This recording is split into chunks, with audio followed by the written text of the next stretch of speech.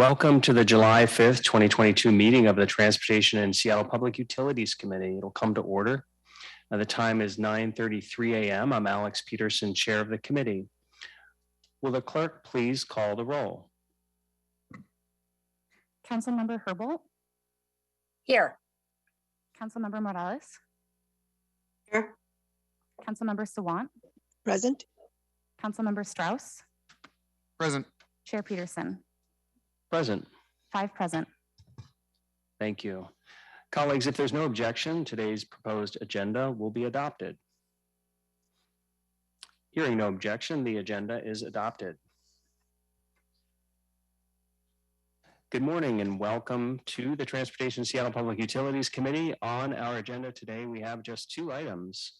A warm welcome to, I think we might be joined by a couple of colleagues who are not on the Transportation Committee today, and I will welcome them when they sign on.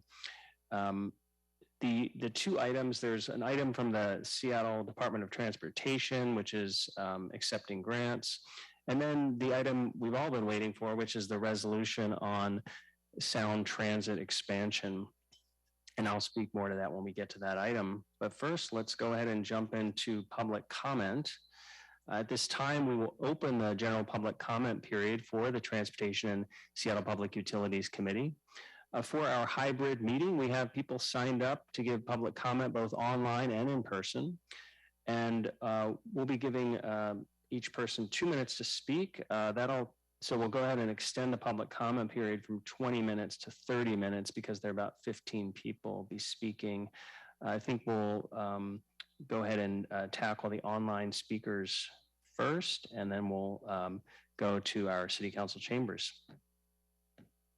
I will call on the speakers 2 at a time and in the order in which they're registered on the council's website, and then at those who are in the council chambers. If you've not yet registered to speak but would like to, you can sign up before the end of this public comment period by going to the council's website at seattle.gov/council, or by signing up at this and the sign-in sheet near the public comment microphone in the front of the city council chambers. Remote speakers, once I call your name, our staff here will unmute the appropriate microphone, and an automatic prompt if you have been unmuted will be the speaker's cue that it's their turn to speak, and the speaker will press *6 to begin speaking. For all public commenters, please begin speaking by stating your name and the item you are addressing. As a reminder, a public comment at this committee should relate to an item on today's agenda or to our committee's oversight responsibilities. Our speakers will hear a chime when 10 seconds are left of the allotted time. Once you hear that chime, we ask you begin to wrap up your public comment. If speakers do not end their comments at the end of the allotted time provided, the speaker's microphone will be muted to allow us to call on to the next speaker. If you are providing public comment remotely, once you have completed your comment, we ask that you please disconnect from the line. And if you plan to continue following the meeting, please do so via Seattle channel or the listening options listed on the agenda. Okay, the regular public comment period for this committee meeting is now open. And we'll begin with the first speakers on the list. Please remember to press *6. And I'm pulling up that speaker list. First, we've got Joe Riley, followed by Betty Lau. Go ahead, Joe.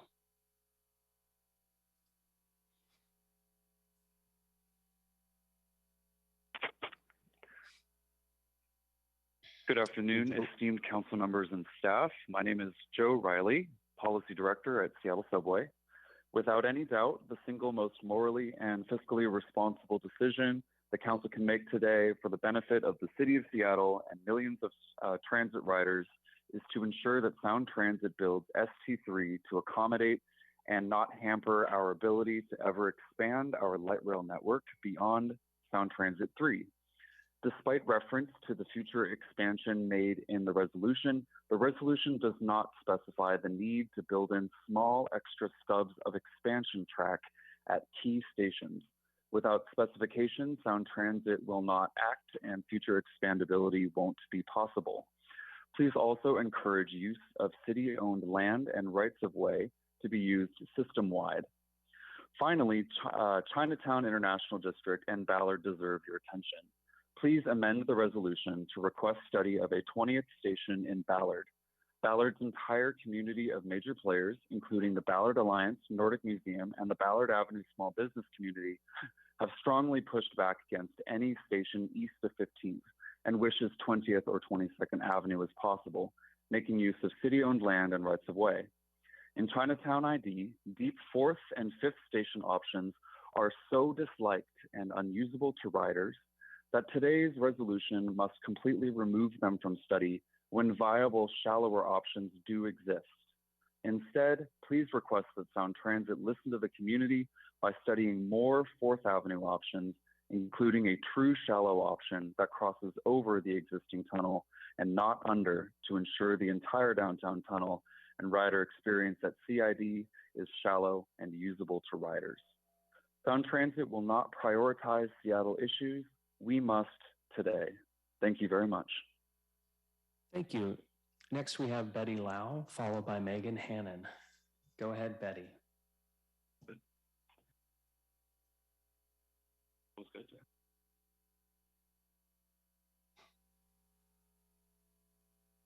Am I on? Yes, we can hear you. Hi, I'm Betty Lau, co-founder of Transit Equity for All, Draft Resolution 32055 is a step in the right direction of equity, inclusion, and transparency with Sound Transit, but more can be done.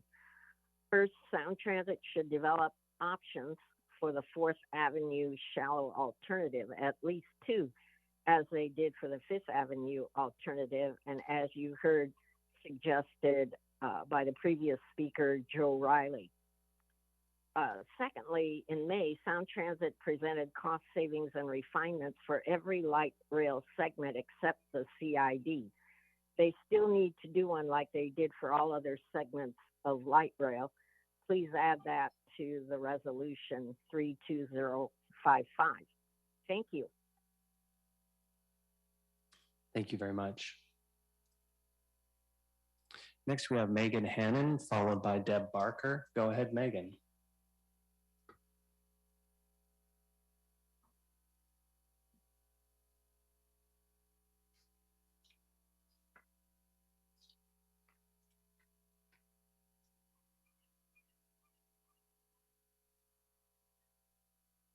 Megan, press *6. Megan Hannon. Good morning. My name is Meg Hannon, and I am representing the 2,500 members of the Seattle Metropolitan Chamber of Commerce here today to comment on the proposed resolution on the recommended preferred alternative for the West Seattle and Ballard Link extensions. We urge your approval of the resolution as quickly as possible and ask for your continued advocacy with Sound Transit on behalf of the community. We would also like to thank Committee Chair Peterson and the rest of the committee for listening to the community's preferences, which are reflected in the resolution you are considering today. This resolution is important because it clearly communicates the city's position to Sound Transit. The best outcome for the community is an agreement between the city and Sound Transit on a preferred alternative that we work together to advance, address the outstanding issues, reduce costs and risks, and deliver the project as committed to the voters. Thank you for the opportunity to comment today. Thank you. Next, we have Deb Barker, followed by Nisha Nuria. Go ahead, Deb. Hello, this is Deb Barker. I'm a West Seattle resident, and I want to throw in my support for the amendment number 1 to resolution 32055. Specifically, I do have some concerns that I'd like to vocalize right now. The conditions for subsection 2B, the Delridge segment, the conditions are delightfully wimpy: avoidance of mitigation of impacts or relocation of providers. I am deeply concerned that the Del 6 and pretty much anything that runs a light rail system along the Andover corridor is flawed. I feel that there are not only pedestrian truck interactions that seem to be repeating things that occur in the south end on the pedestrian train accidents, but I believe that the conflicts with the steel mill are not easily or don't really fall in well to avoidance of mitigation or relocation of providers. I really encourage the council to strengthen the conditions in any way, shape, or form to be able to deliver a really great amendment to Resolution 32055. I appreciate you all for listening, and I appreciate this tough decision. Please hold Sound Transit accountable. We in West Seattle deserve as much parity as you are giving to Ballard with its tunnels and station areas. Please strengthen your amendment, and I will then support it. Thank you for your time. Thank you. Next, we have Nisha Naria, followed by Neha Naria. Go ahead, Nisha.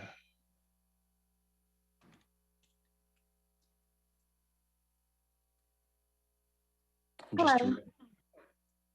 Hello, my name is Nisha Naria. Hi.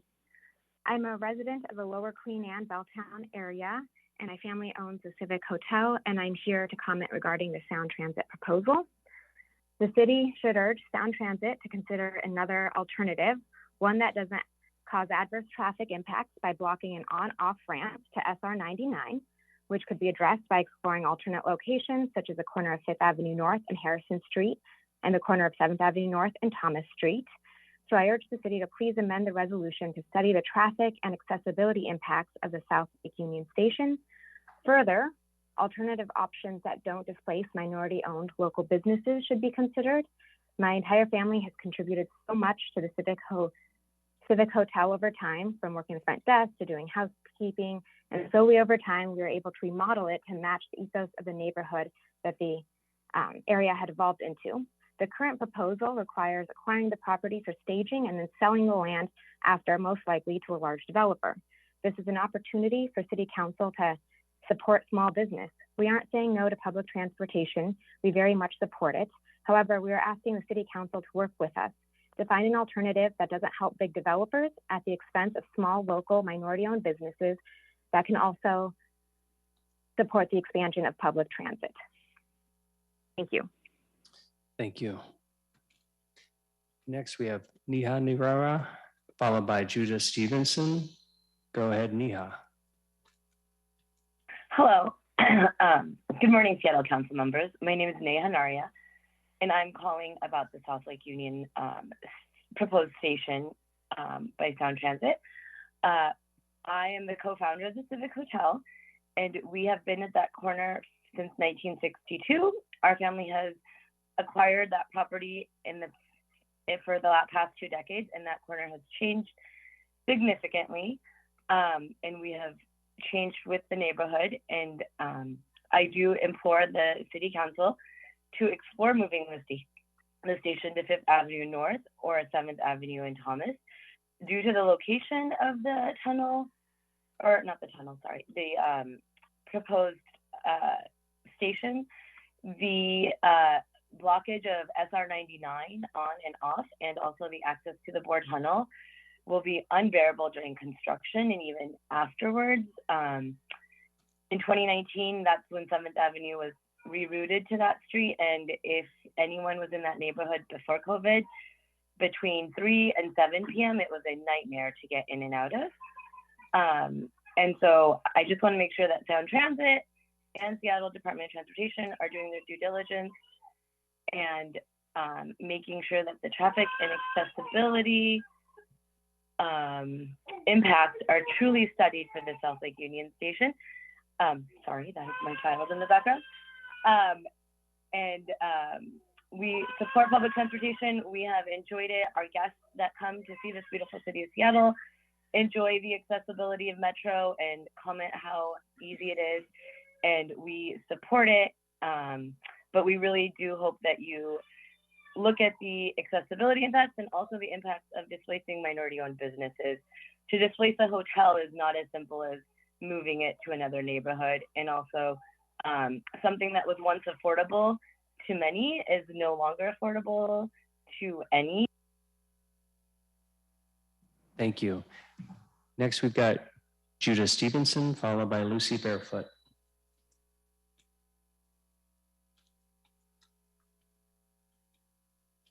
Thank you very much, council members and chairperson, for the opportunity to speak at today's committee meeting. My name is Judah Stevenson, and I am a resident of West Seattle. I have two comments I would like to make today in regards to Resolution 32055, providing recommendations to the Sound Transit Board for the new preferred alternative in the West Seattle Light Rail extension. I want to thank all the council members in creating Amendment 1 to withhold any recommendation for a station and alignment in Delridge. And I urge this full committee to strengthen that language even further in Section 2B regarding mitigating impacts and relocating displaced services in Delridge. Amendment 1 recognizes that no amount of geographic convenience can justify the poor options chosen for light rail in Delridge. Neither the Sophie's choice of displacements that is forced by options Del 5 and Del 6, or the incredible lack of information provided by Sound Transit in their DEIS study. The problems go far beyond that, including pedestrian and freight traffic conflicts, poor transfer service, interference with access to public elementary school, and on and on. So thank you for recognizing this in Amendment 1 and for codifying it into the full resolution today.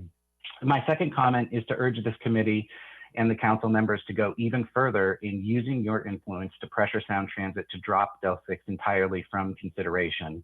In the past few weeks, as committee, city council, and Sound Transit board meetings have begun to consider a new preferred alternative, it's clear that the only reason an extreme northern station alignment in Delridge, such as Del 5 or Del 6, are being considered is because it connects to a convenient tunnel option to deliver the train underground to the junction. Definitely an important thing to be considering in this massive infrastructure project, but bringing sustainable, community-centered light rail service to West Seattle must not become simply a... Thank you. Next, we have Lucy Barefoot, followed by Jordan Crawley. And just a reminder to our speakers, you can also email your comments to council@seattle.gov. Go ahead, Lucy Barefoot. Hi, this is Lucy Barefoot. I am a neighbor of the West Seattle, Delridge, Avalon. And today I want to urge Seattle council members to approve the amendment for no recommendation to Del 6. I believe that our voices were heard in the last meeting.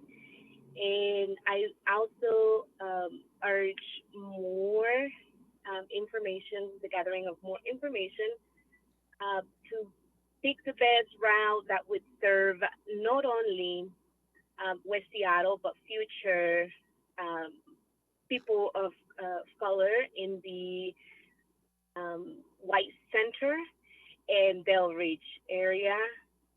So instead of a short-sighted design and route, I urge more information so that it can be for future expansion. Thank you so much for the time, and thank you for the recommendation. No, if possible, please remove Del 6. That is my comment for today. Thank you for your time. Thank you. Next, we have Jordan Crawley, followed by Mike Stewart. Go ahead, Jordan. My name is Jordan Crawley, Assistant Director of Alki Beach Academy, speaking on the resolution being considered today. I first want to start by thanking the council members and other city staff who have made an effort in recent weeks to connect with our program, working to address our concerns. Retaining essential services that promote equitable transit-oriented development, like childcare, is crucial to the goals of equitable, livable, and opportunity-rich neighborhoods in areas like Delridge. As committee members are likely aware, the DEIS fails to acknowledge our program's presence in Delridge and consequently fails to identify the irreparable damage Del 5 and Del 6 would inflict on our community's childcare supply. Amendment 1 is a good first step toward defending our local childcare supply, and I hope this and continued efforts make a difference in how Sound Transit moves forward in West Seattle. As the Assistant Director of Alki Beach Academy, as a father myself, and as a West Seattleite, I hope this committee will support the amendment both here and at full council and do what you can to make sure that this important project is led by intentional caution, not careless negligence.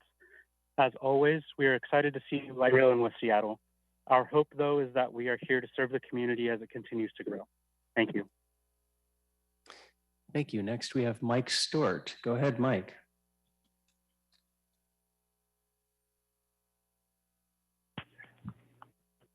Good morning. My name is Mike Stewart. I'm Executive Director of the Ballard Alliance, an organization that represents hundreds of small businesses and thousands of residents in Ballard. Ballard has been united since day one in its desire for a tunneled approach with the station located on Northwest Market Street at 15th Avenue Northwest. The station placed in this location will not only serve the abundance of residents and transit riders located in the Ballard core, it will also help preserve our maritime and industrial lands for their intended use. Let me be clear, there is no constituency support in Ballard for a 14th Avenue station. A station located at 15th is the only option that will ensure pedestrian safety. A 14th Avenue station will put pedestrians at risk with a long crossing of 15th Avenue. Based on the City of Seattle Vision Zero effort, 93% of all traffic fatalities happen when crossing an arterial. 15th Avenue Northwest, which could see a significant increase in pedestrian crossings with the 14th Avenue station, is not only a major arterial, it's a major freight corridor, and it is the third busiest north-south transportation corridor in the city, second only to I-5 and State Route 99. Additionally, a 14th Avenue station will completely miss the mark in serving the existing and ever-growing residential core of Ballard. There are more than 1,000 new residential units planned in the very near future west of 22nd Avenue Northwest, more than a half-mile west of 14th. Please keep in mind that an approximately $150 million difference between a station location at 14th and 15th represents less than 1% of the total project cost, and is the difference between an alignment that works for the community versus one that hasn't listened to the feedback of Ballard businesses, residents, and industrial communities. I want to thank all of you for all of your hard work in really doing your part in helping ensure that this is indeed a very successful 100-year project that works for the communities it serves. Thank you very much. Thank you. Next, we'll hear from speakers here in City Council chambers. First up, we've got Alex Zimmerman, followed by Marguerite Richard. Go ahead, Mr. Zimmerman.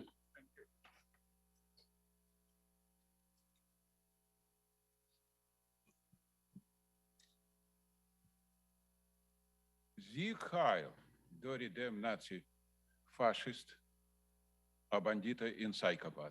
My name is Alex Zimmerman, and I'm always confused. Why are you acting like a Nazi Gestapo psychopath? Never show my sign, never show my yellow David star in my face. So it's only two people come here, a black woman and Jew. So to me, this look, who are you? It's not discrimination. Look to me like you are a real Nazi psychopath. So about what is I want to speak is about agenda number one. It's about money. And I told about this many times. We have speed right now, 25 miles per hour. With $6 gas, you know what it means? It's a ton of money we spend with this speed. But this only one point. And another point, when we have so low miles, why we have red camera? It don't have sense, absolutely. So for the last 10 years, we sent 50% to Arizona, you know what it means? We're talking about dozen and dozen $1 million. We don't have money now for everybody, for homeless, for normal life, you know what it means? Why we need to spend to our corporation in Arizona when we can keep this all here or broke totally, give people more money? This is exactly what is we need doing right now. Senator talk about this right now, 3 months for taxes cut for gas, you know what is mean? Because it's a real point what is we have. It's number one. And number two, what is absolutely idiotic, and I talk about this for many years. Why buses in street 3 have street only for buses? And buses going street 4, you know what it means, don't have sense. It's different, only 100 feet. So move buses from 4 street to 3 street is good for everybody. We keep our money and make life comfortable for people. So you need to stop and acting like a psychopath. Stand up, freaking idiot. You're doing. Next, we have Marguerite Richard.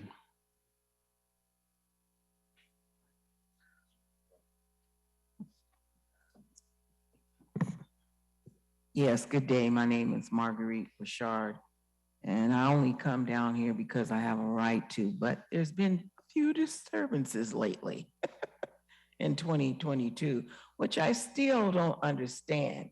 I said, why do these people become a part of our life where it could be a destructive mode? You know, how weapons of mass destruction. So that's what I'm concerned about. And I will remain that way until somebody answers me why they tell us to go talk to our representatives that don't represent us. Huh? Call for a representative, but you don't represent me. And I said, wait a minute, this is all like Felix the cat reaching into a bag of tricks. And I'm not no trick. Thank God I know who I am. So how are we going to move forward with transportation? Yes, I do take transportation. I've said many things about transportation. I don't see anything that was done with the things that I said about transportation.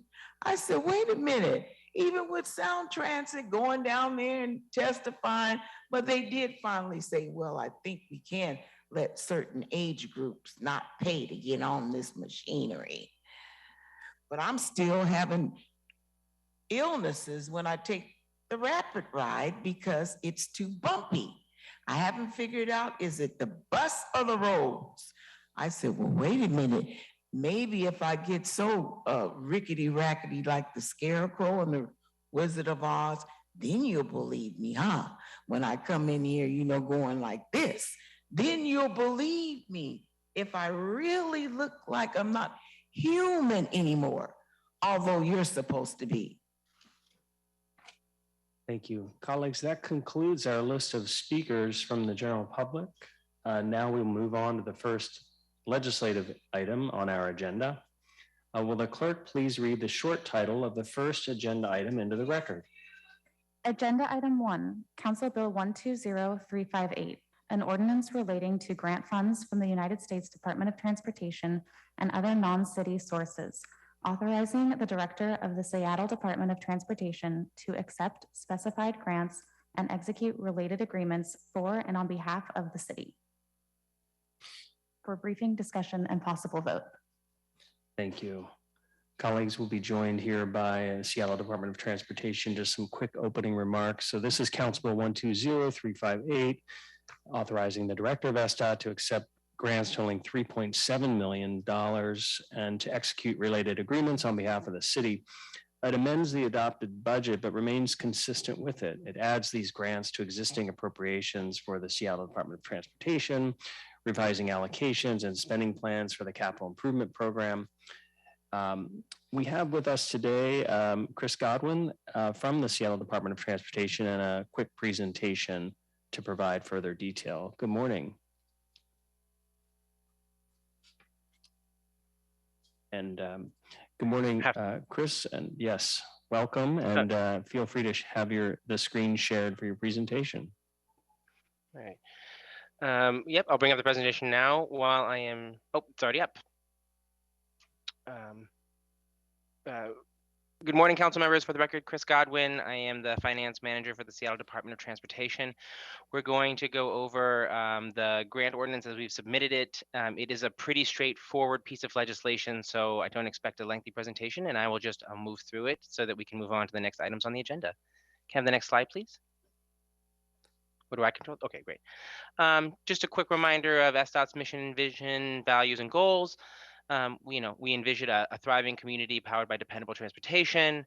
At our core, we value equity, safety, mobility, sustainability, livability, and excellence. Next slide, please. So what brings us here today is that in May of this year, the Puget Sound Regional Council reached out to Seattle and asked if we could increase our funding for federally grant-supported projects that have already received federal grant awards from the PSRC.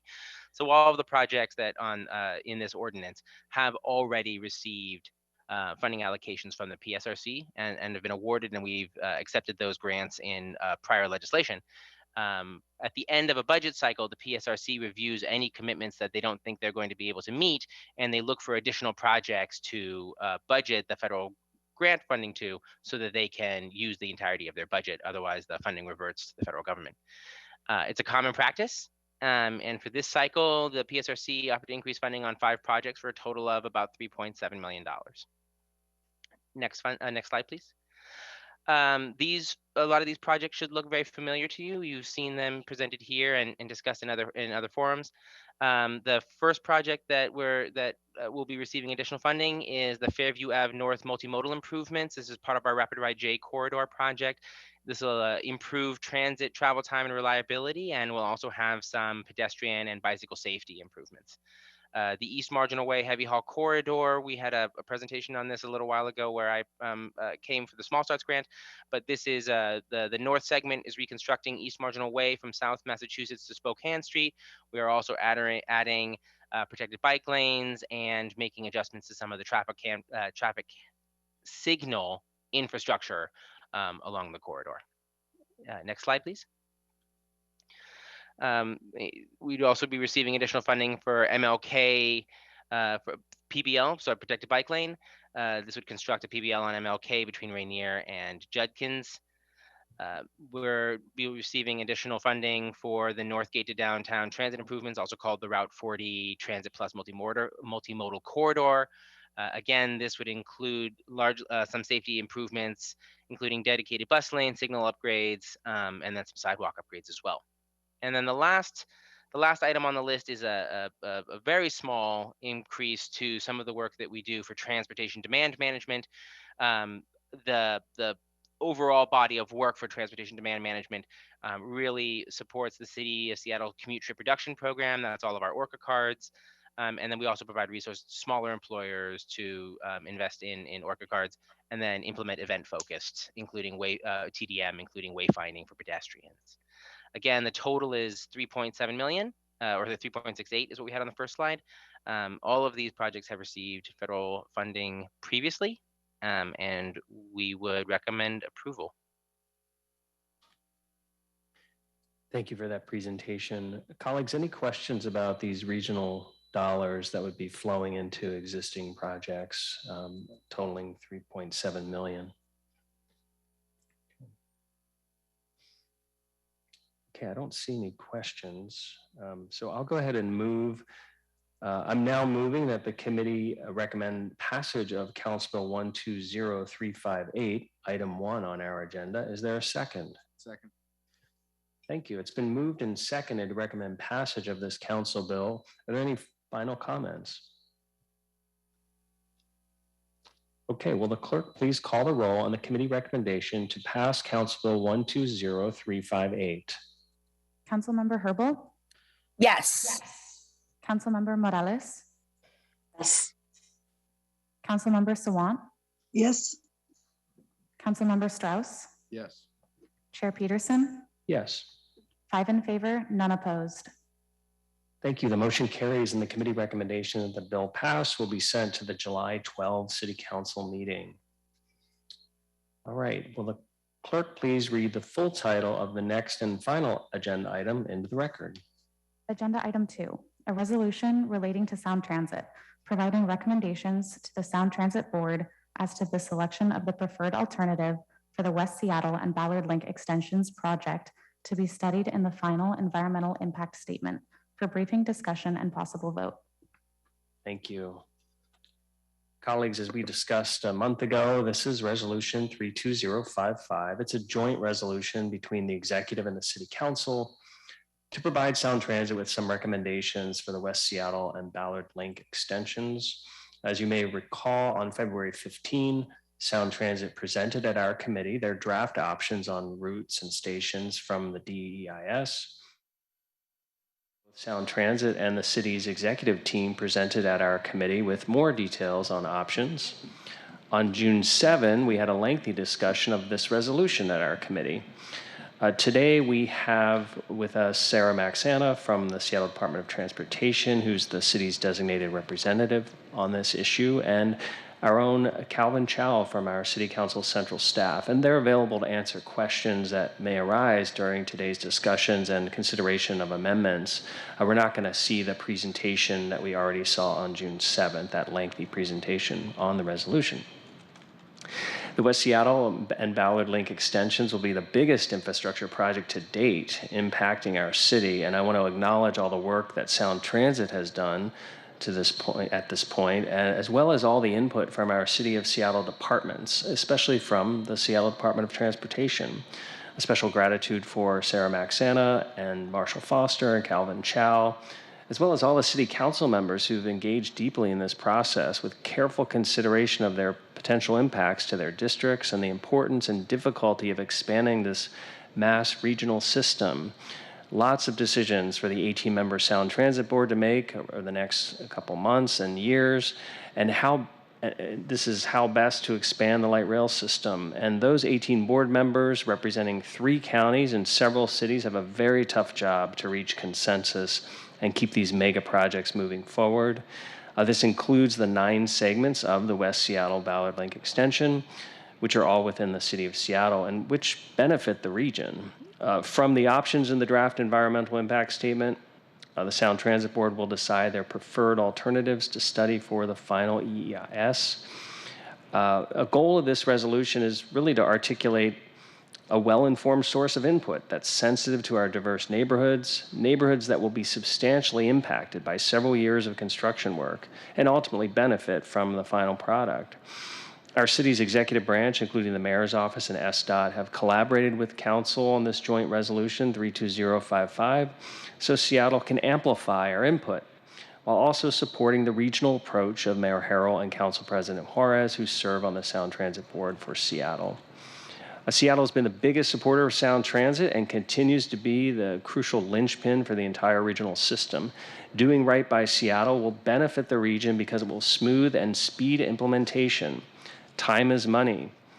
This mega project will require numerous construction permits and other approvals from Seattle city government to enable this entire regional transportation expansion to come online and connect our communities faster. So the broader buy-in today provided by this resolution could not only clarify Seattle leadership's views on certain segments of the system, but also save time for the greater good of the 3-county region. Now, while Sound Transit schedule and meetings are subject to change, the Sound Transit Expansion Committee is currently scheduled to meet as early as July 14. So our July 5 meeting today would be the last committee meeting we could have to vote on this resolution in time. Already published on today's agenda is a collection of revisions to the resolution presented as Amendment 1. And as I understand it, Central Staff has stitched together these potential revisions based in large part on the issues raised during our June 7 meeting and subsequent public comments. For simplicity, they've assembled this into one document for ease of consideration today. We also have some other amendments that are going to be before us. So there'll be some parliamentary procedure to get all the amendments before us for ample discussion and consideration and voting. I'd like to get started by putting the base resolution before us. Then I'd like to get the consolidated Amendment 1 before us. And then we can have Central Staff walk us through the proposed revisions contained in Amendment 1 and address any remaining questions with the base resolution at the same time. There's also going to be an amendment to Amendment 1 that we'll address. There'll be an Amendment 2 from Councilmember Strauss and Amendment 3 from Councilmember Sawant. Don't worry, we've got plenty of time to discuss these before we finalize our vote today. So again, I'm just going to get us started by putting the base legislation before us and then the Amendment 1 that was on the agenda before us, and then I'll recognize council members after we hear from Calvin Chow. And again, Sarah Maxana from USDOT is here as well. Colleagues, I now move that the committee recommend adoption of Resolution 32055, Item 1 on our agenda. Is there a second? Second. Thank you. It's been moved and seconded to recommend adoption of Resolution 32055. And now I move to amend Resolution 32055 as presented on Amendment 1 on today's agenda. Is there a second? Second. Thank you. It's been moved and seconded to adopt Amendment 1 to Resolution 32055 Amendment 1 is now before us with discussion along with the base legislation. There is going to be an amendment to Amendment 1 shortly, but I wanted to give our City Council Central staff the opportunity to walk through the parts of Amendment 1 for the viewing public, which you can also see if you go to the City Council website, Transportation Committee, and look on today's agenda. Amendment 1 is there. Welcome, Calvin Chow. Thank you. In front of you, I'll put on the screen the text of Amendment 1. As you mentioned earlier, it is largely a follow-up of discussion that council members had in two committee meetings ago. And I can walk through the specific sections that are impacted. Amendment 1 would affect the Delridge segment recommendation to state that there is no preference at this time.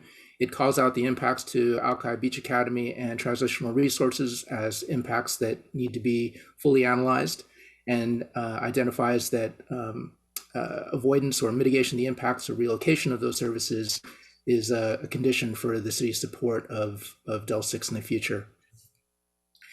The amendment also makes changes to the South Interbay segment. It states that while we do not have a specific recommendation for the segment, that we would support the Smith Cove station location at West Gaylor Street. And this is what is shown in the SIB 1 alignment because of its support for transit connections to Magnolia.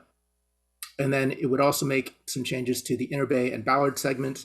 It would identify the Seattle Storm Facility and other community assets in Interbay, which include the Seattle City Light substation property. There's no substation there, but there is property for a future substation, as well as stating that the 14th Avenue Northwest station alternative is unacceptable because of the station accessibility issues that it raises, as opposed to 15th Avenue. Thank you. And we are going to hear from council members about these amendments. And then again, there will be an amendment to this Amendment 1. I do want to recognize that Councilmember Sarah Nelson has been present from the beginning of this item. While not a committee member, non-committee members were invited to be able to hear the discussion and speak to the discussion. So thank you, Calvin Chow, for going through the contents of Amendment 1. And we are going to have an amendment to this amendment in a moment. I just wanted to recognize Sarah Maxana from the Seattle Department of Transportation, who's worked really hard on this process with Sound Transit, will continue to do so as our city's designated representative. Wanted to give Sarah a chance. Did you want to speak to any of these items in this Amendment 1? Do not need to speak to any of them at this time in detail, but just at a high level, want to say appreciate the partnership and all of the offices working on these amendments, and that the amendments do not fundamentally change the recommendation in the resolution, but really add some needed specificity and highlight some issues that are of importance to the city, of importance to council members, and really respond to feedback that's been heard during this process. So thank you. Thank you very much. So colleagues, the floor is open to you all to speak to this Amendment 1, and also we will be getting, I know we have an amendment to this amendment as well. So whoever wants to jump in first, but again, there's plenty of time here. I think somebody's Chair, I'm seeing Councilmember Herbold wanting to speak. I can't tell if she wants to speak. You can go ahead of me, Councilmember. Yeah, Herbold. go ahead, Councilmember Herbold. Thank you. Thanks. I'm having some camera problems here, but I'll bear with me and I'll muddle through it. Thanks so much. I just want to thank folks for both on the executive side, council members, especially Council Chair Peterson, and members of the public for engaging on this particular amendment related to the West Seattle segment. Really appreciate the collaboration for selecting a preferred alternative and for noting those instances where we don't have a preference. As it relates to the language in the base bill, we know that for the West Seattle Junction, there's strong community support for a tunnel option. And I support that. The tunnel would minimize impacts to the neighborhoods and businesses and provide the best approach for long-term success in the health of the West Seattle Junction community. And we know that an elevated segment into the heart of the West Seattle Junction urban village and on Fauntleroy Way Southwest would be completely unprecedented for a light rail in Seattle, and it would include impacts that simply could not be mitigated. So the medium tunnel has a comparable cost estimate to elevated options in the junction, and this is a really important consideration for a regional project. As it relates to the Duwamish crossing, recognize that there's divided community perspective, and both north and south crossings have clear impacts. So it's important that the resolution note that the south crossing is conditioned on adequate mitigation of impacts to parks, recreational areas, and natural habitat at Pigeon Point and the West Duwamish Greenbelt. So that's those are comments related to the language that's in the base bill, but as it relates specifically to the amendment for us, I really appreciate having the opportunity to offer some language, recognizing that there is no clear community consensus on the segment. All alignments have impacts on residents and businesses. It's very evident in the draft EIS. Really appreciate the addition from the executive to what the first draft of the resolution, including a request for transit access study for communities identified in the racial equity toolkit, including South Delridge and White Center. And the resolution also added mention of how important protections for Longfellow Creek are. These are really helpful additions. And again, I thank the executive for offering them. Delridge 5 and 6 options were developed to minimize impacts on the Youngstown community adjacent to Genesee. It's really important to note that they were added late in the scoping process, and they were added at the board level.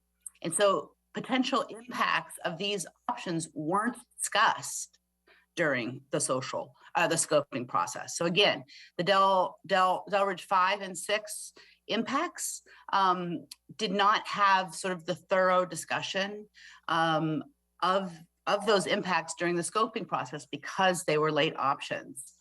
And we know of a couple impacts for Delridge 6 that have come up since the draft EIS was published. As noted in public comment, the draft EIS does not mention the existence of the Alki Beach Academy Daycare Center in the social resources section in Appendix L, where you can see other care centers on the line are noted. The importance of a daycare of this size on the peninsula has been magnified by the closure of the bridge, and the center provides care for over 120 children and plans to expand to be able to care for 300 children.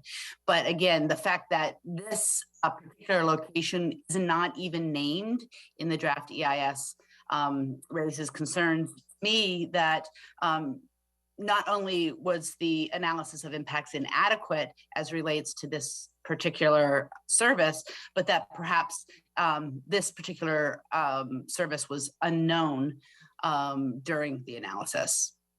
Again, another impact is the transitional resources social service, which offers 24/7 services to people with serious mental illness, with both a living facility on site and a service center.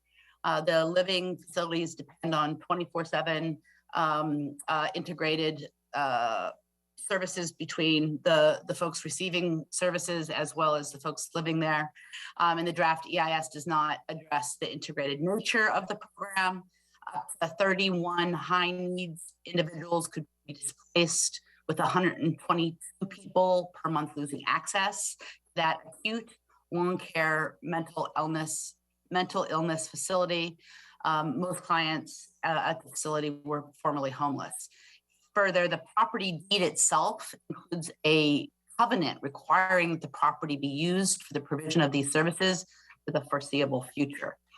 So in order to address these deficiencies, I developed the portion of this amendment that relates to West Seattle, and simply says that the city is not able to state a preference given the inadequate DES analysis of impacted social services, and notes that one, it did not identify the Alki Beach Academy as a potentially impacted social resource, and therefore did not fully analyze the project's impact on childcare services.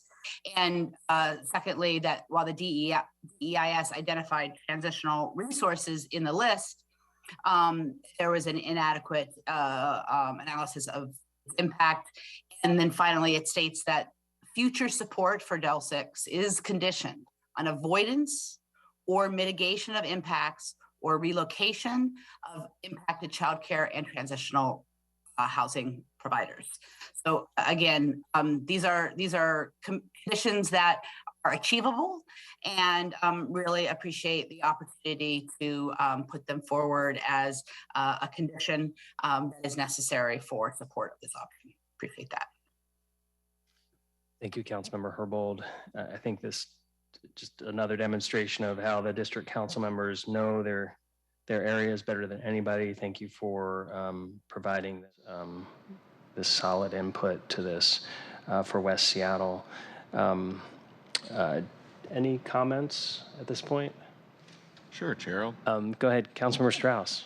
Thank you, Chair. I will speak to the language that I added into this consolidated amendment, and I'll speak to the bit that I'll want to change, even though we'll come back to that through parliamentary procedure. I just want to first by thanking Central staff and the Sound Transit staff for the amount of time that they've spent with me over the last few weeks. And I want to acknowledge that this resolution has no legal teeth. This resolution does not set us up into a situation where we get to decide where the alignment or which alignment is preferred. This has been a tool for bringing members of the community and the city together to discuss and understand the details that are currently before the Sound Transit Board, the Sound Transit Board being the ones to make the final recommendation. And so oftentimes I want to make sure that this is brought in a good spirit, because oftentimes situations like this can create more argument than solution. And I want to share that I know my colleagues, I especially am here with the desire to find the way forward, because we're all in this together. The Sound Transit Board being a tri-county board, I want anyone that's listening from Sound Transit, I think you've heard me say this at every single meeting, it is as important for me to get to Everett and Tacoma as it is to get to Ballard and West Seattle. We will find a way. I'm committed to being able to see our lines reach Pierce and Snohomish County. The core of the housing and commercial cores of Pierce and Snohomish County. The amendments I'm bringing today are a product of many conversations with members of my community, and I would be doing a disservice to them if I were not to bring this, even though I want to work in a good spirit with the Sound Transit Board to be able to find the solution forward. I bring these amendments to reflect the needs of the people I represent, and I have a strong desire to work with ST board members to merge my community's needs with the budget reality Sound Transit is experiencing. There are two criteria that are most important to my community members, and that's ridership access and proximity to the housing and commercial core. In my community, 15th Avenue Northwest is a barrier we must solve for no matter where the station goes. And Calvin, if you could remind me of the two other locations where we've had to cross, I believe it's Montlake and Broadway, is that correct? Or were there different examples of high amounts of vehicles on the roadway that we have a station at and needing to create a safe pedestrian crossing for? Yes, Councilmember, there are a few other stations where similar issues have come up. So on the Capitol Hill station, there was an additional station head house that was put on the west side of Broadway so that riders could access it from both sides of Broadway. And then at the University of Washington station, there is a pedestrian structure that crosses over the Montlake Pacific Place interchange to get riders from the station to the UW campus. Thank you. And Montlake, does it have a higher level of service, vehicular level of service than 15th? I believe I looked at the 2018 traffic counts, and the intersection of Market and 15th averaged about 55,000 daily vehicles. University of Washington, so that would be Montlake and Pacific, has about 61,000, so it's a little bit higher. And then the Broadway and John location is a little bit lower at about 29,500. And sorry, and we can move forward. Was the Montlake count, was that at the bridge, or was that? That's just the vehicles that are crossing on Pacific Avenue and Montlake Boulevard. So it's sort of that combination of vehicles. Yeah, thank you, Calvin. And I wanted to make sure that I got those points correct, because what 15th Avenue does is it creates a barrier for us to meet our Vision Zero goals, for us to connect the highest level of ridership. The Sound Transit analysis demonstrates the highest ridership is going to be coming from west of 15th. And the conversation you'll hear from me today is really, how do we make that crossing safe? And how do we make sure riders have access to the stations so that we have the highest ridership possible? And so we understand we need to find cost savings, and I believe that there is a way forward. After an initial conversation with the incredible Cahill Ridge last week, we've already discussed a number of different opportunities. And really what stands out to me is that we're having a bit of a tiff, maybe a fight, maybe a difference of opinion or desire here around 14th and 15th because of cost. And I fully understand that. What is standing out to me today is that 4th Avenue is an in right-of-way alignment and 15th Avenue is a private property alignment. What we're doing here is we're making an apples to oranges comparison at a time that we need to have an apples to apples comparison, because this is too important of a decision to make without having an even comparison, because we're making a decision that will impact ridership, livability, the proximity to the commercial core based on an uneven analysis. And it's a good analysis, a very thorough analysis. It's just we need to be comparing the data points that are mirrored. So, Chair, I'll speak briefly to the intent of my amendment, and then we can do the parliamentary procedure later. In the Chair's consolidated amendment, I have language that says 14th Avenue is unacceptable, and I'd like to add any alignment on 14th Avenue Northwest is unacceptable without, and the added language is without a station entrance west of 15th Avenue Northwest. And the original language went on to say, based on the criteria in section 1.c, which talks about Vision Zero, land use, and other things. 14th has been an unacceptable location to community members due to it being further from the commercial core and housing core, as well as the lack of safe crossing of the third most used north-south corridor in the city, only behind SR 99 and I-5, and that is our favorite 15th Avenue Northwest. While it might seem like just a block, it's much more than that. 15th Avenue is already a half mile from the commercial core, making 14th an additional 1/10 of a mile. This alignment does not take into consideration the crossing of 15th, and my changed language clarifies that while 14th is not a preferred alignment from, and I think you heard a public, Mike Stewart from the Ballard's Chamber of Commerce state today, he hasn't, and I haven't found anyone that is in favor of 14th, but that's a conversation for later. 14th does become unacceptable when there's not a station entrance west of 15th to account for the safe crossing of the highest level of ridership that the station will use. Sound Transit analysis already demonstrates the majority of riders will come from west of 15th, as well as the development opportunities for transit-oriented development and private development is severely limited at the 14th Avenue as it is on the border of our industrial zone. The amendment to my included language here again clarifies while 14th is not a preferred alignment, it becomes unacceptable when there's not a station west of 15th. This is not a gold-plated Seattle request. This is a fundamental request. because we know without safe access for riders, from the heart of our ridership analysis, we won't have strong ridership. Thank you, Chair. Thank you, Councilmember Strauss. Yes, we will do the parliamentary procedure to make that change to Amendment 1 in a moment. I want to see if colleagues have any other comments on the base legislation or on Amendment 1. And then we'll get to Amendment 2 and 3 in a moment. Councilmember Nelson. Yes, I appreciate, Chair Peterson, you bringing forward this resolution, because I recognize, and I think most people do, that the stronger that Seattle can be in stating our preferences, because the impacts are in the city of Seattle, the better our position is on the whole Sound Transit Board. So I appreciate Councilmember Strauss's emphatic statement about 14th as well.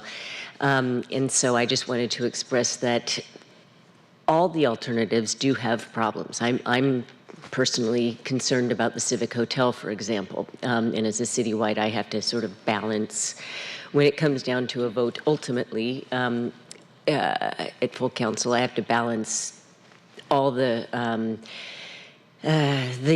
issues with the different alignment preferences that individual council members express, and also as a whole that we put forward before the board. So just stating that acknowledgement and voicing my appreciation for having this discussion today. And thank you for allowing for non-committee members to join. Thank you, Councilmember Nelson. Appreciate the citywide perspective you bring to this as well. Well, let's go ahead, and if there are no other comments on Amendment 1, except for an amendment to Amendment 1 that we're going to make in a moment.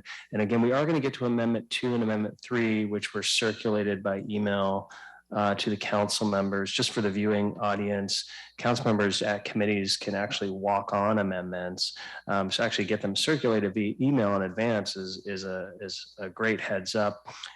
So let's go ahead and Councilmember Strauss, I know you have an amendment to Amendment 1 that you articulated already. Would you mind reading that verbatim again into the record, and then we can make a motion to approve that and weave it into Amendment 1. Thank you. I'd like to amend Amendment 1 to Resolution 32055 as reads: any alignment on 14th Avenue Northwest is unacceptable, adding the language without a station entrance west of 15th Avenue Northwest, and the base language finished with based on criteria in section 1.c. Okay, so at the end of Amendment 1, it's amending that language to say any alignment on 14th Avenue Northwest is unacceptable without a station entrance west of 15th Avenue Northwest based on the criteria articulated in section 1C? That's exactly right. Okay. All right, well, I will second that motion. Are there any comments on the amendment to Amendment 1 from Councilmember Strauss? Okay, hearing no additional comments on Councilmember Strauss's amendment to Amendment 1, will the clerk please call the roll on amending Amendment 1 as articulated by Councilmember Strauss? Councilmember Herbold? Yes. Councilmember Morales? Yes. Councilmember Sawant? Yes. Councilmember Strauss? Yes. Chair Peterson? Yes. 5 in favor, none opposed. Excellent. The motion passes and Amendment 1 is amended as we discussed. Now we're going to take up, now we're going to vote on Amendment 1 as amended. So we have Amendment 1 before us. Although, let me double check something here. Amendment 2 is not technically amending Amendment 1, it's amending the base resolution. Amendment 3 is amending various sections of the resolution, so we can take that separately. So we'll go ahead and now vote on Amendment 1 as amended. We've already accepted the amendment to Amendment 1. Now we're going to vote on Amendment 1. Okay, any comments on Amendment 1 as amended? Okay, will the clerk please call a roll on Amendment 1 as amended? Councilmember Herbold, Yes. Councilmember Morales, Yes. Councilmember Sawant, Yes. Councilmember Strauss, Yes. Chair Peterson. Yes. 5 in favor, none opposed. Thank you. The motion carries and Amendment 1 as amended is approved.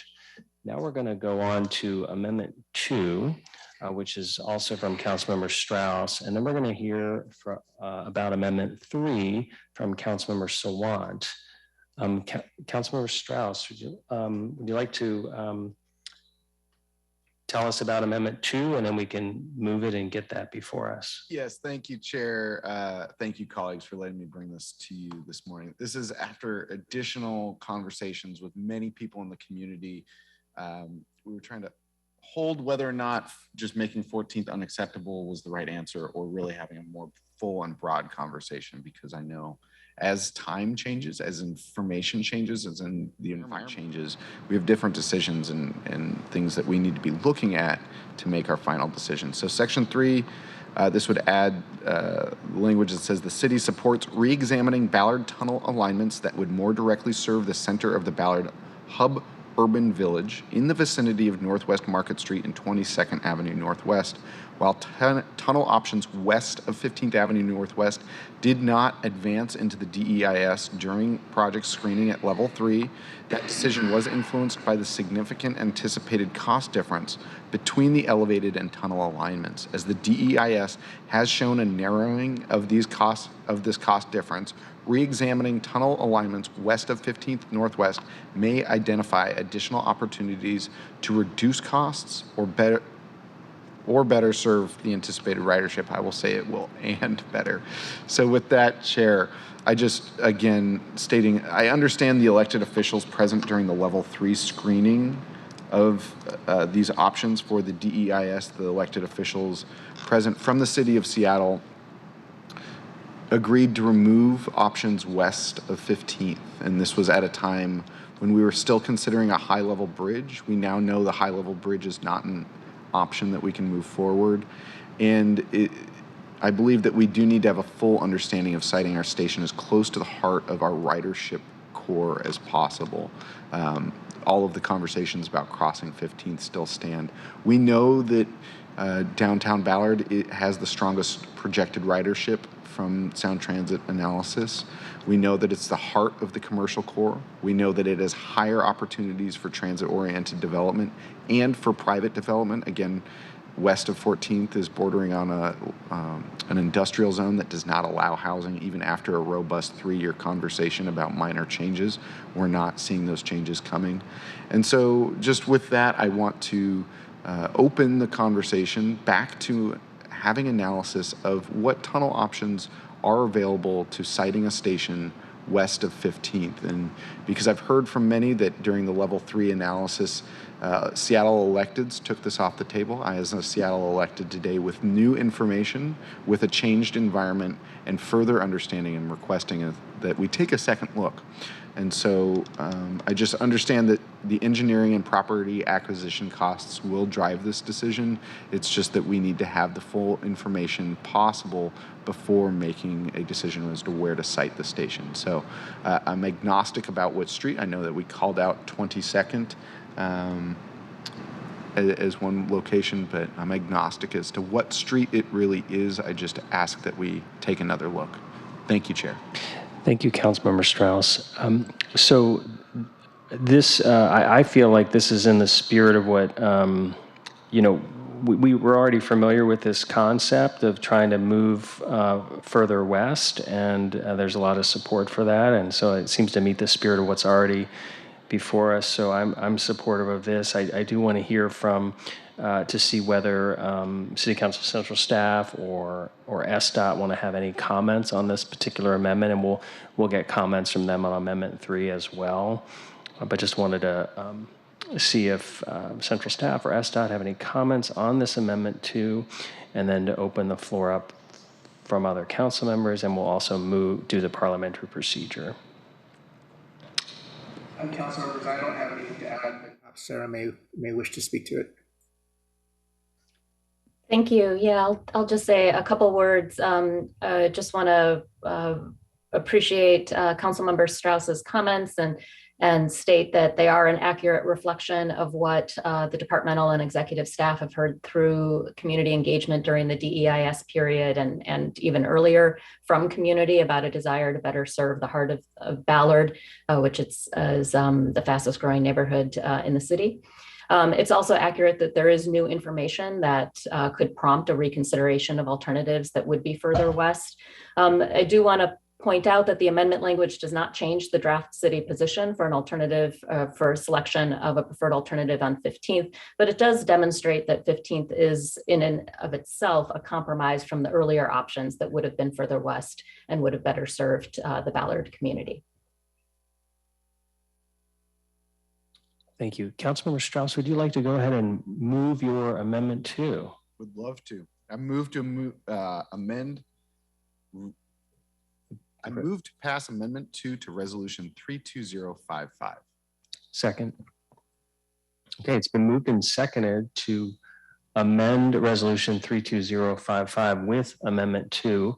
Appreciate that being shared on the screen earlier for the public in this recorded committee meeting. Council members, committee members, any other comments on Amendment 2 to Resolution 32055 before we vote on it? Okay, will the clerk please call the roll on amending Resolution 32055 with Amendment 2 as presented? Councilmember Herbold, Yes. Councilmember Morales, Yes. Councilmember Sawant, Yes. Councilmember Strauss, Yes. Chair Peterson. Yes. 5 in favor, none opposed. Thank you. The Amendment 2 passes is now part of Resolution 32055 as amended. And now we're going to go to Amendment 3, which was circulated before the committee meeting by Councilmember Sawant. Councilmember Sawant, would you like to speak to Amendment 3 to Resolution 32055? Thank you, Chair Peterson, and I apologize I'm not able to be on camera, but yes, as you stated correctly, this amendment was circulated by my office earlier this morning. It's an amendment that my office is moving at the request of Seattle Subway. It makes small changes to several lines of the resolution. In Section 1, subsection B, it adds language to prioritize designs that shorten the time it takes to get to and from the light rail trains. Essentially, the more efficient it is for people to use public transit, the more often they will do so. Subsection F seeks to maximize public use of the trains and minimize costs by using public land where reasonable. Subsection G emphasizes the importance of future expansion of the light rail system and supports design that will accommodate that. As I said, I'm moving this amendment, which has many of these items, at the request of Seattle Subway. But I want to add that preparing for future expansion is something that I also strongly support.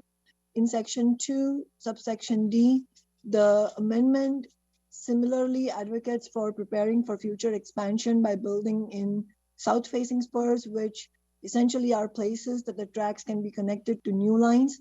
The remainder of the amendment advocates for a shallow cut and cover station in the CID rather than a deep cut station. Seattle Subway has argued that this will make the station far more usable because it will significantly reduce the time on escalators and make for easy transfers to other lines.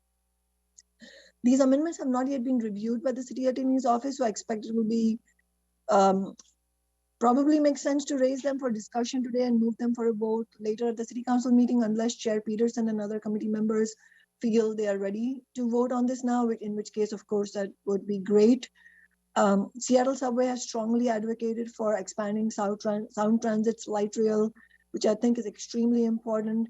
Many of their proposed amendments are technical in nature, and I do not claim to be an expert on things like expansion spurs, However, the principle that they advocate for of making the light rail as easy to expand as possible and preparing for future expansions, all of that is something I strongly support, and their proposed amendments make sense to me. So I urge council members to support their recommendations to make that possible. And I thank Seattle Subway for all the work, the research, and other work that they do, including their activism. Thank you. Thank you, Councilmember Sawant. As we did with Amendment 2, we'll hear whether our City Council Central staff or Seattle Department of Transportation, city's designated representative have comments on this. I definitely support the concept of being mindful of future-proofing the system so that it can further expand beyond Sound Transit 3 in the future. I'm struggling with some of these details just because I appreciate the amendment being circulated in advance of committee. At the same time, it's a little bit more complex than the previous amendment, which was working on a sort of a similar issue. But wanted to hear from, see if Calvin Chow or Sarah Max have any comments before we see if the amendment can be moved and get comments from council members. Council members, I think Sarah would be best positioned to respond. Okay. Thank you. Yes, first, the language was distributed this morning, and so haven't had much of a chance to fully digest or evaluate it, but at a high level could offer a couple comments that might be useful. First, want to absolutely second what's been said a couple times, that the principles and the intention behind these amendments are consistent entirely with the city's work on this project. It's some of the specific and more technical language that could potentially be problematic or would benefit from additional review. I'll mention a couple things on some of the specific language. The language that's been added to the list of core values. The 5 values that are stated in the original text of the resolution are an accurate reflection of the lenses that departmental staff use to evaluate the alternatives and develop the recommendation in the resolution. Listing additional values in the amendment doesn't change that. Public space and adaptive infrastructure, while these might be good intentions for the future of the project, were not used as differentiators to develop this recommendation. So, certainly language about those intentions could be relevant, but they were not used to inform this recommendation as key differentiators of the alternatives. For the language related to the CID alternatives, I do want to mention that the 3 steps that are represented in the base resolution are an accurate reflection of how city staff and Sound Transit have been talking about some potential next steps with the CID community for many months now, including during the DEIS comment period and in response to feedback that we heard from community in workshops that we partnered with Sound Transit on. The second step that's in the base resolution, number 2, already calls out for the development of modifications to the 4th and 5th Avenue shallow alternatives. So at best, the proposed amendment language, which is a very specific modification to the 4th Avenue shallow, would be redundant and unnecessary because step 2 already calls out the need for examining modifications. But more than that, the intention behind number 2, that step of working with community to develop those modifications, deliberately doesn't call out specific modification concepts because community in those meetings is asking specifically and repeatedly to develop those concepts in a public process and not presuppose which ones are going to be viable. And so this language in the amendment and then language later in the amendment under Midtown Station that states that the city's preference for Midtown would be to connect to this new concept that's being proposed for CID without having studied it and without having discussed it with community seems presumptive and problematic. But that all said, number 2 in that step already calls out for the development of modifications to the 4th and 5th Avenue shallow alternatives, and that process would certainly include a concept like this, studying this in that public process with community. Finally, a couple comments on future proofing. The idea of future proofing, the intention and the principle is to make those adjustments now, make those investments now to prevent added costs later. It makes a lot of sense on the surface. It does get a little bit more complicated in the details. First, future proofing might not work. As we've seen in the past, in the case of the original downtown transit tunnel, the design was meant to be compatible with future light rail that was envisioned to use that tunnel at a later date. Unfortunately, the light rail that was eventually put in that tunnel needed a different platform height and needed a different track gauge. And so all of that original work, not only did it not save taxpayer money as was originally intended, but because the tunnel needed to be, those aspects needed to be redesigned and reconstructed, it added taxpayer burden. Second, these future proofing concepts such as spurs will add unknown costs and impacts to the project. And since these are intended to help with a regional ST3 expansion to the regional system, this should be a regional cost to consider, not something that the city of Seattle should be shouldering itself. And so for those reasons, would just want additional time and discussion and deliberation before stating support. Thank you. I could add just two things to that, especially on the idea of sort of the regional expansion. The Sound Transit Plan, the expansion calls for potentially extending the Ballard segment to the U District and the West Seattle segment potentially to Burien.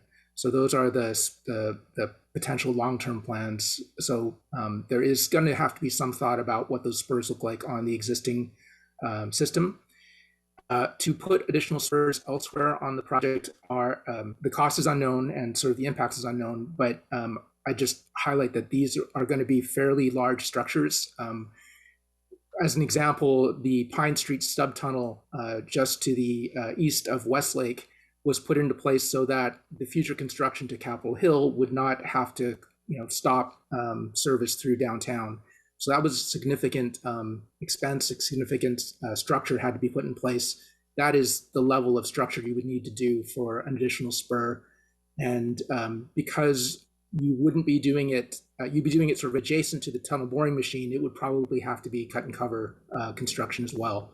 So it would potentially have significant impacts on the surface. So all of which to say that we don't know what they would cost or what the impacts would be, but these are significant. This isn't just sort of putting a doorway in the station hall.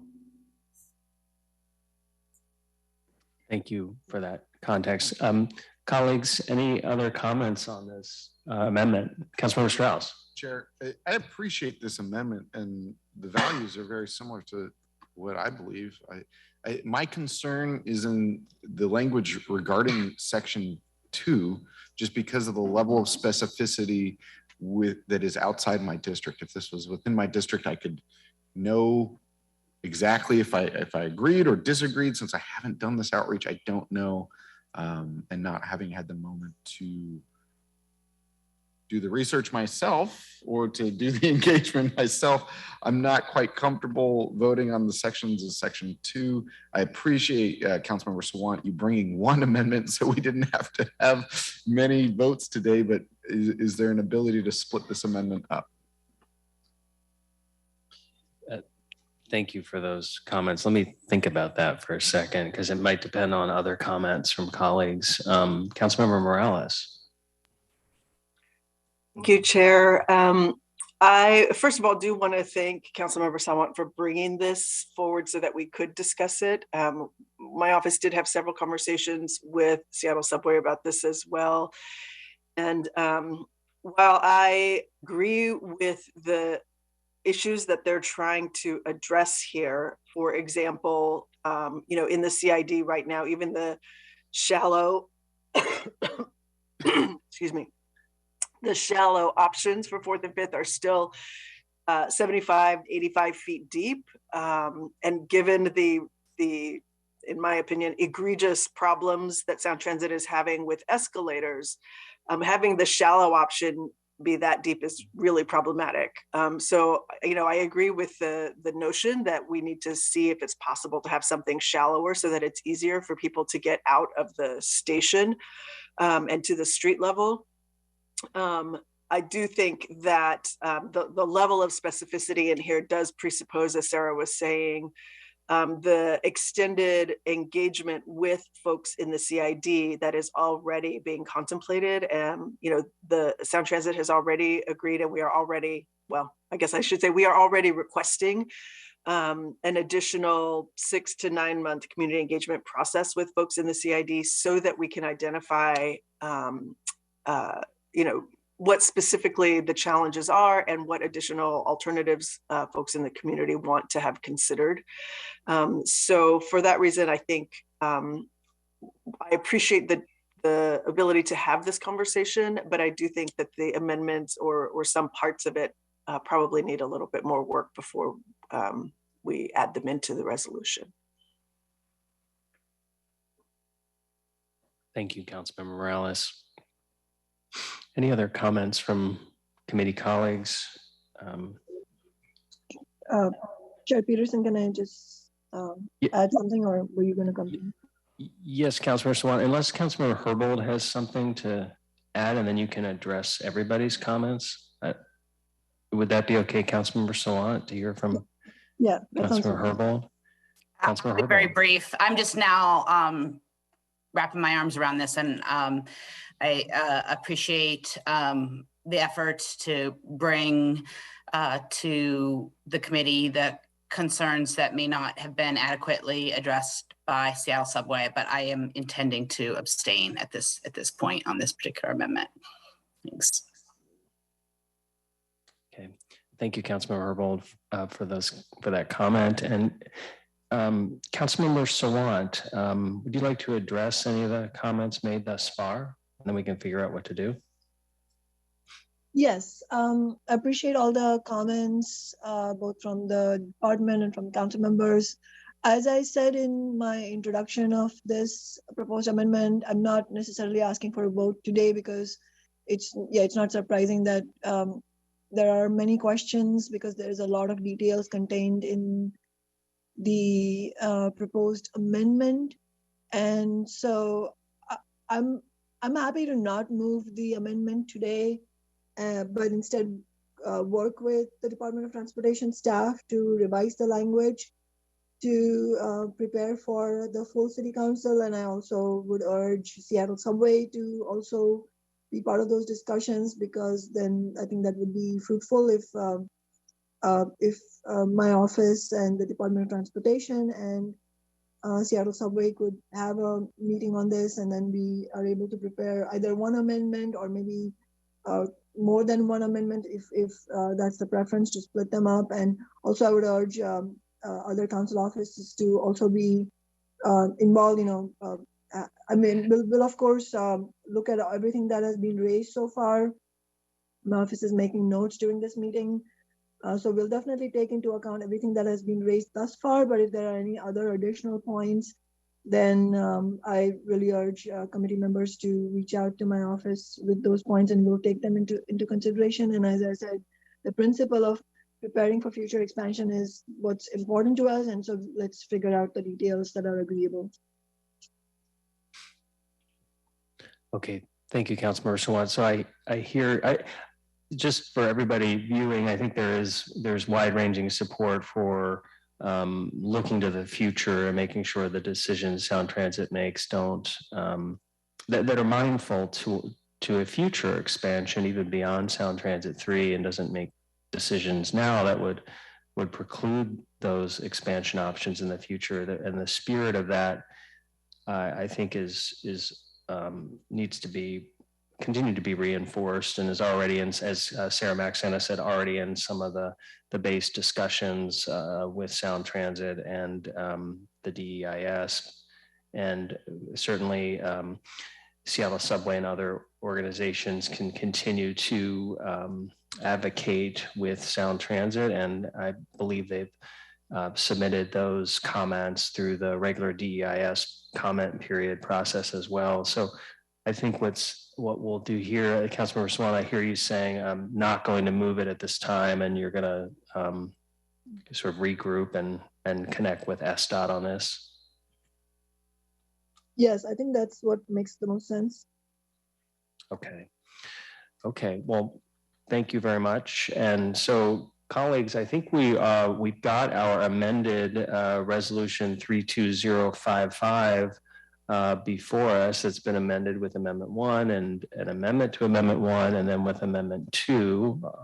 So are there any final comments on resolution 32055 before the committee takes a vote?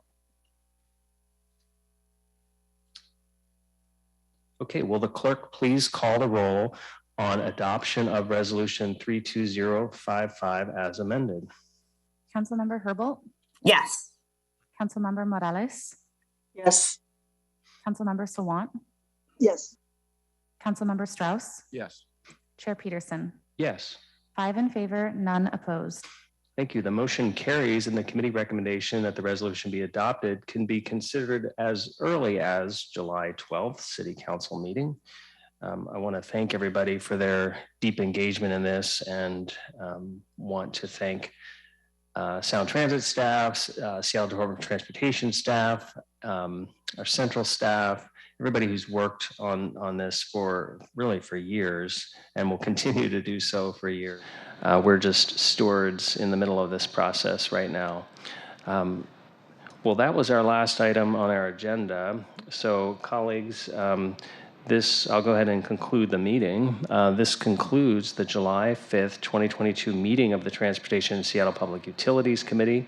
We anticipate that our next meeting will be on Tuesday, July 19th.